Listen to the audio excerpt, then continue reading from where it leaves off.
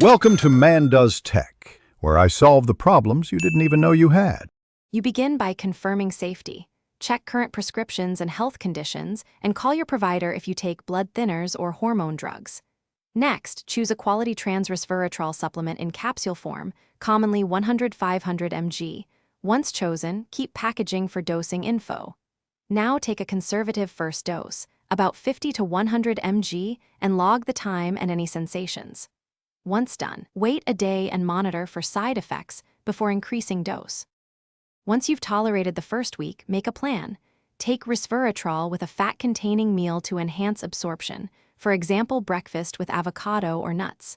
Then increase gradually toward your target dose over 2 to 4 weeks, adjusting only if you experience side effects. Also integrate complementary habits, regular exercise, and a balanced diet to amplify benefits. Make sure to record dose, time, and any reactions so you can discuss progress with your clinician if needed. To finish, set a consistent daily time and use reminders or a pill organizer so you don't miss doses. Consistency helps steady blood levels. If you get nausea or digestive upset, split the dose into morning and evening or take with a larger fatty meal and lower the amount temporarily. If symptoms persist or you suspect an interaction, stop and contact your provider promptly.